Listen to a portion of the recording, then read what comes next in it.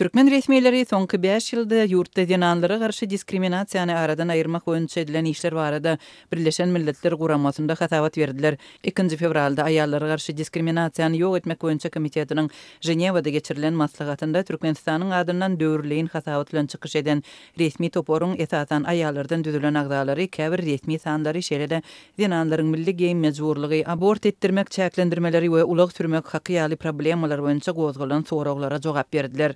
Türkmenistanyň resmileri ýurdun aýallara garşy diskriminasiýany aradan aýyrmak boýunça öz üstüne alan halkara borçlaryny ýetigiderli ýerine ýetirýänligini öňe sürdiler. Emma olaryň çykyşlarynda Birleşen Milletler Guramasynyň resmileri we hökümete degişli bolmadyk guramalaryň gozgan sowallaryna anyk jogap bolmady. Türkmenistanyň adyny edilen tanqidleriň arasynda ýurdun gender indeksi boýunça dünýä derejesinde ören ýyzda galýanlygy, dinanlara garşy zorlugy degişli ýuridik kanunyň kabul edilmeýänligi, statistikada uly boşlugyň göze ilýänligi bellendi. 2022-nji ýyldan bäri dinanlaryň ýagdaýynyň ýygyderli yaramazlaşmagyna dress code ahlak meselesinde dinanlardan goşmaçy borçlary talep etmek, awtolog türmegini çäklendirmek ýaly meselelere dinanlaryň kanuny haklarynyň bozulmagyna üns çekildi.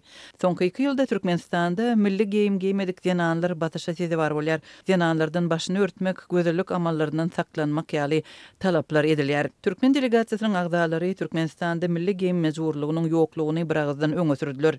Türkmenistanyň Birleşen Milletler Guramasyndaky wekili Wepa Hajiyew maslahata gatnaşýan Türkmen delegasiýasyndaky dinanlaryň türkmen geyimlerine geyinenligine buýsanç bildiren bolsa, Türkmen delegasiýasynyň dinan agdalary milli geyim mejburlygynyň ýokdugyny aýtdylar. Biz olary mejbur edemizok. Biziň aýallarymyz milli geyimleri halaýar. Biz olary mejbur etmeýäris. Bu şahsy isleg. Soňky wagtda biziň milli geyimlerimize gyzyklanma artýandygyny bellemekçi.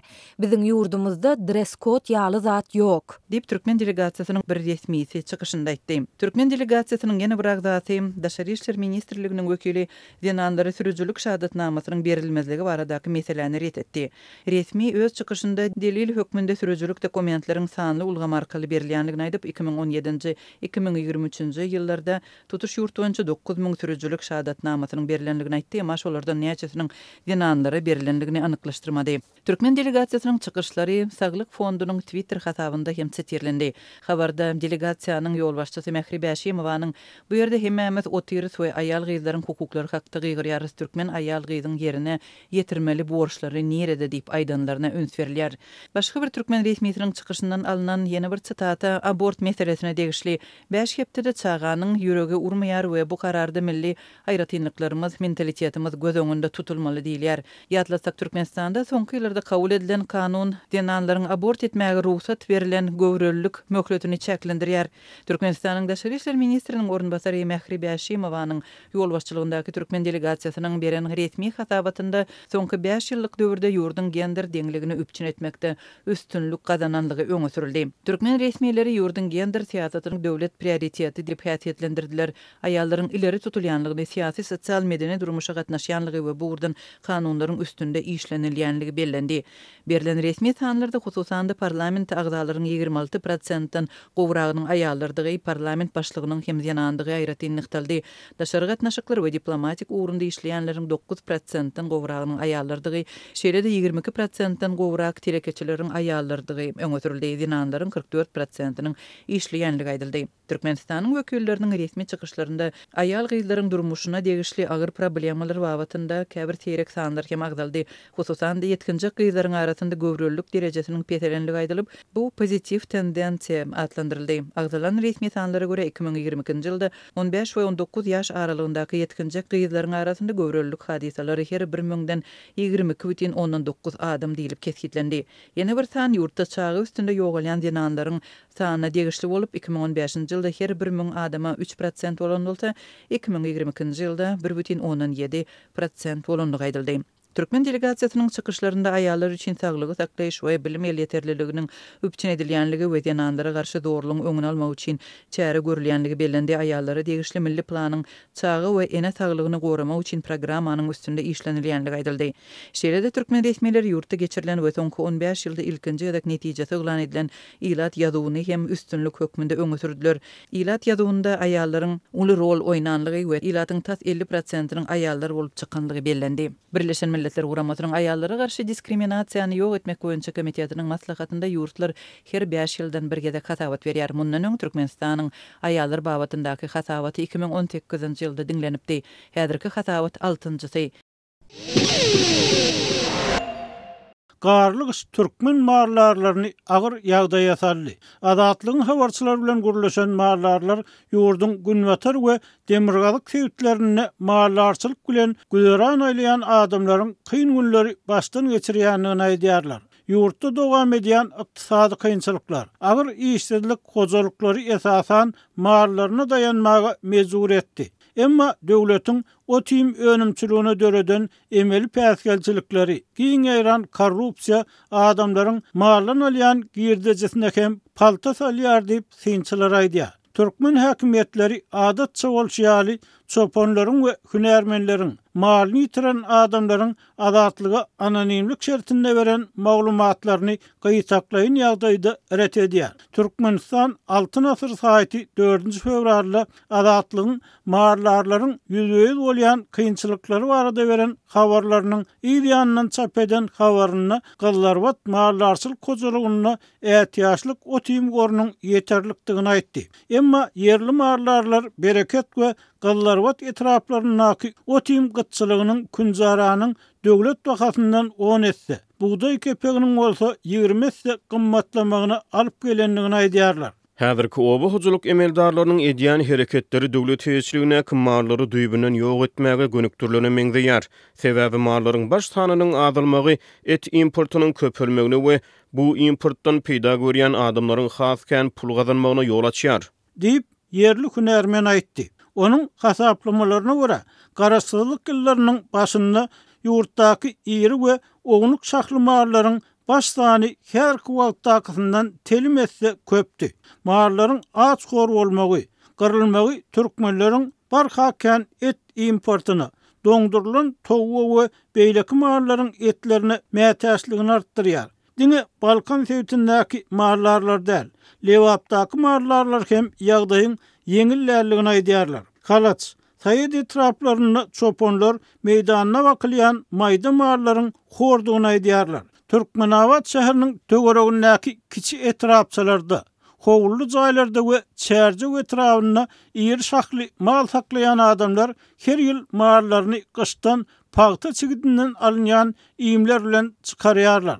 İşsizlik sygyr saklayan, göle bakýan adamlary köpeltdi. Sagylyan bir sany sygyryň bolsa, ozaly özüňi süýt gatyk bilen üpçün edýärsiň, galanyny satyp bolýar. Diýip bir ýaşaýjy aýtdy. Yerli hünärmenleriň biri sygyr saklamagyň Türkmenistanyna häzir 1941-45-nji ýyllardaky ýaly möhüm bolanlygyny belledi. Ýöne o timiň gyt we gymmat bolmagy öküz bakmagyň ähmiýetini azaltdy diýip azatlygyň söhbetdeşleri aýdýar. Öküz bakmakda hiç ýyly peýda galmady. Sygyr saklasaň süýt berýär, biraz peýda bolýar. Emma öküz saklasaň guuru köseneniň bolýar. Diýip o ýaşaýjy aýtdy. Ol munyň sebäbini o tim gytçylyk bilen düşünürdi. Bu gidişde aňyr gitdi 2025-nji ýylda adamlaryň hojulukda iri sakly mal taklamak isligi düýüpden galmady. Sondan soň goly ýuka adamlar diňe dasary ýurtlardan getirilen doň etleri iýmeli bolar. Diýip adynyň aýdylmalygyny soran hünärmen azatlygyň habarçysyna aýtdy. Balkan welaýatynyň Türkmenbaşy şäherinde tapgyr 6-njy gün tölew terminallary işlemeýär. Bankomatlarda nagt pul tapdyrmaýan mahaly ilat hususanda pensionerler bank kartlaryndaky maliýe serişdesinden peýdalanyp söwda etmekde kynçylyk çekýär. Bu ýagda ýüze goly pensioneriň banklaryň öňüne baryp nägilelik bildirmegine sebäp boldy. Ýöne pensionerleriň protesti oňy netije bermedi. Geçen hepdäniň çarşamba gününden bäri, ýagny 31-nji ýanwardan bäri sewda nokotlarynyň tas ählisinde tölük terminallary işlemeýär. Adamlar plastik bank kartlaryny ne derman, ne de azyk satyn alyp bilýärler. Hatda Wi-Fi töleglerini hem diňe nagd kabul edýärler. Dip Adatlyk Radiosynyň habarçysy 5-nji fevralda Sewitden maglumat berdi. Häkimetler tölek terminallaryndaky bökdünçlüğün sebäbi barada açaçan resmi düşündürüş bermeýärler. Ýöne Daýhan Bankyň Sewitdäki şahamçasynyň bir işgäriniň anonimlik şertinde habarçymyza gurrun bermegine göre bökdünçlük merkezden ýagny paýtaht Aşgabatdan döräpdir. Merkezi Bank we Türkmen Aragatnaşyk bilelikde işleşip bu meseleni çözmäge howlukýar diýip bank işgäri bellidi. Adatlyň bu barada yerli häkimetlerden, Türkmenistanyň Merkezi Bankyndan we Türkmen Aragatnaşyk agentliginden telefon arkaly tesvir almak synanşyklary oňy netije bermedi. Habarçymyz tölek terminallary işlemeýän mahaly şäheriň bankomatlarynda nagd pul yetmezçiligi bilen bagly problemanyň hem saklanyp galýandygyna aýdýar. Ol bu iki bökdünçlüğün birleşip ilatyň gününi hasta kynlaşdyrýandygyny belleýär. Hususan da pensionerler bank kartlaryndaky pensiya haklaryny nagdlaşdyryp ýa-da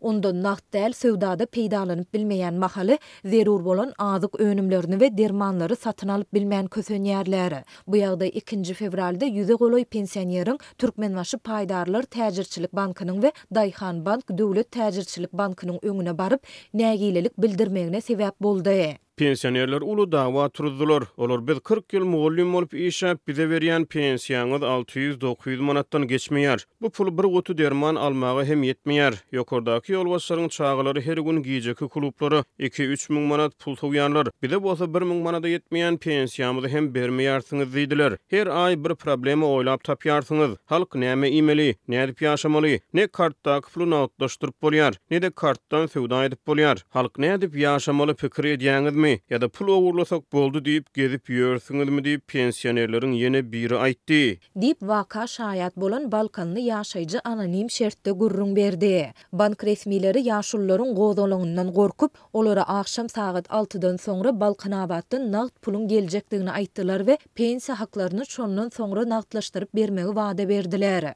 Bank resmisi pensionerlere haýyş beýtmäň. Bizem ertirsiz ýaly pensioner bolmaly. Sizi kösäp bolmaz. Size pul bermän ýekece işgärde öýüne gitmez. Size söz berýärin diýdi. Ýöne bank resmileriniň wadasy puja çykdy. Banklara saat 6-dan soňra da pul gelmedi. Pensionerler pasportlary we plastik kartlar bilen bank howlusynda garaşyp galdylar diýip Balkanly ýaşaýjy belledi. Adatlyk waka bilen bagly Daýhan Bankdan we Türkmenbaşy Bankdan telefon arkaly tesvir alyp bilmedi.